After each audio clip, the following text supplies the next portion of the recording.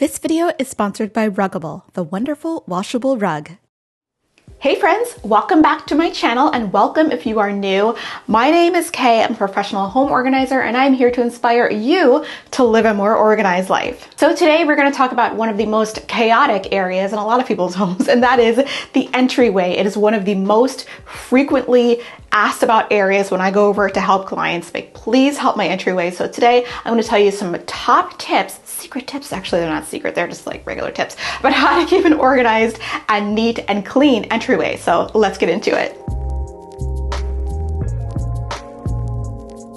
One of the first things I want you to think about in terms of your entryway is to think about it like an airport. Like the airport has rules, it's got some regulations that you should kind of abide by to keep things moving. And the first rule is to make sure that you have a place to safely land. And I'm talking about, think about what your life is like when you're leaving the house and when you're coming back in the house, because let's be honest, everyone's life is totally different. So for us, when we come into the house, we need a place to put our coats, our shoes, and I have a purse, so I need a place to put that purse.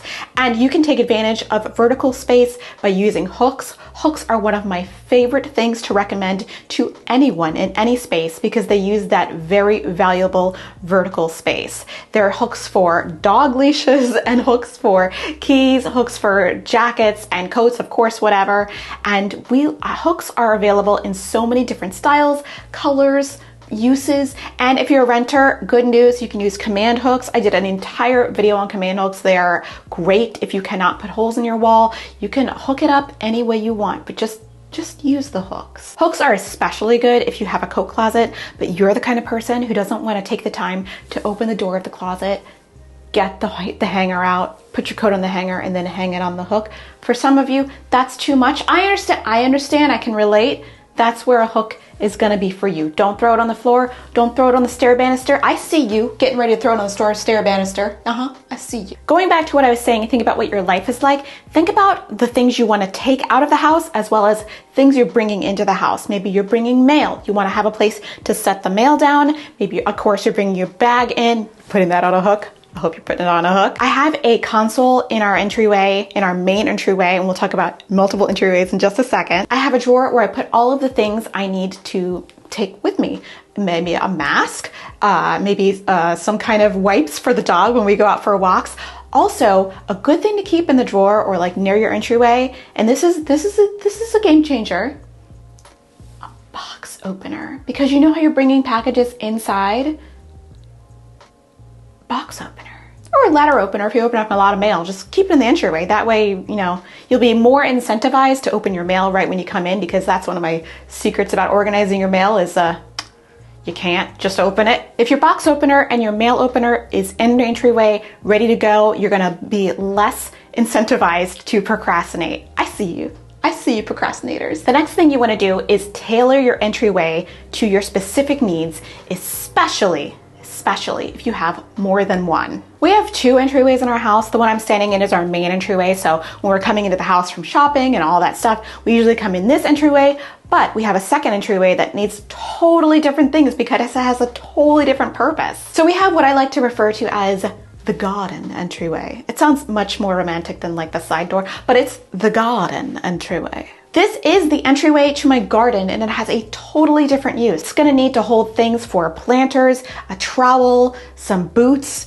and it's gonna be the area where I come in the house when we have a messy dog, because that happens a lot because we have weather. I outfitted this entryway with an alpha shelving system, and it also has hooks and all kinds of ways to store things, and it also has a beautiful, beautiful entryway rug that can get dirty, and I'm not worried about it. This is where today's sponsor, Ruggable, comes in. One thing I know for sure is that I love a nice, clean, organized home. But I also know that no matter how careful you are, or no matter how well-intentioned other people in your life are, life's messy. Especially in the entryway where you're bringing in dirt, mud, stuff from outside. You want a rug that can actually take it and be beautiful at the same time. Ruggable is a fantastic washable rug system that comes in 2 pieces, a lightweight rug cover and a non-slip rug pad. Installation is super easy. All you have to do is roll out the non-slip rug pad. That thing is not going anywhere. It is made from a latex-free material that's used to make yoga mats. So, I mean, you could do yoga on it if you wanted to, but it ain't going nowhere. And then you simply roll out the lightweight rug cover and you are good to go. If you're messy and spill gardening soil on it, walk on it with muddy boots, have fur children, or if you're like me and spill coffee on it, do not worry. Just pop off the cover of the rug, toss it into the washing machine with some mild detergent, air dry or dry on low heat, and boom, you have a rug that looks like new and ready for the next mess. Every rug fits in your washing machine, even the big ones. So there are so many different styles and sizes to choose from that you're guaranteed to find one that matches your personal style. Visit the description down below for more information about Ruggable and use my code for 10% off.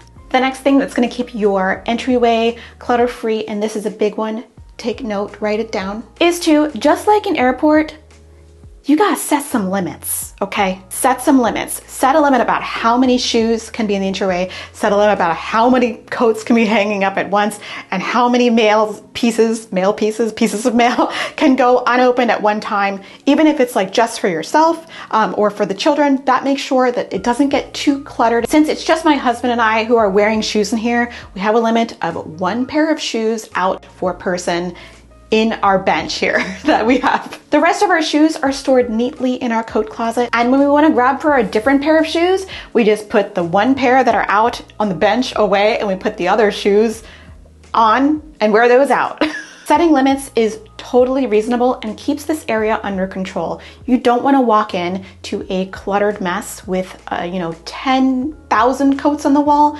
Maybe you can handle just 4 or 5, but you want to set a limit about how many things can be out at once. Another thing you can do to move you up in the next level of organized is to create an outbox for your house and have it be in the entryway. We have outboxes for our email and maybe our like office documents, but like how often do we think about an outbox for the house? You've got things that need to go, whether it's something you need to return to the store, something your friend left at your house, something you need to take to the post office, or something you need to donate. You can establish a place like that in your entryway for things that need to leave the house. That way they're already there. You see them on your way out and you might grab it, put it in your car or take it on your shoulder and take it to the post office. It makes things so easy. And that's a next level tip right there. My last tip is to prepare for weather if applicable. When I was thinking about this tip, I was just thinking about California, Southern California in particular, and how the weather there is very consistent. Like you guys have like 70s, just all the time. And I'm here in Boston, Massachusetts, and if you don't like the weather here, wait 5 minutes. So we have rain and snow and slush and all that stuff. So we have different weather needs, and if applicable, you need to be prepared for that in your entryway, which means keeping a place for wet boots or snowy boots or icy boots. Ooh, when you come in the house. A boot tray is really, really helpful if you don't have room for a tray, you don't like the tray. I love a good boot mat. It's especially great because it's washable, just like our Ruggable rugs. I also keep all of my dog's gear for the weather in the entryway. If it's really hot, I have a cooling coat for him. And if it's really cold, it has to be really cold for him to wear a coat. I've got a coat for him. Usually he's okay until it gets below 17 degrees Fahrenheit, then he starts to get a little cold. Other than that, he is good to go. I'm cold, he's not, he's good. So these are my tips on keeping an organized and clean entryway. Let me know if you use any of these tips in your home, or if you have something else to offer. Sound off in the comments down below. A big, huge thank you to Ruggable for sponsoring this video. Find out more about Ruggable in the description below. Use my code for a discount. All right, friends, happy landing, entering, and exiting. And I'll see you in the next one. Bye.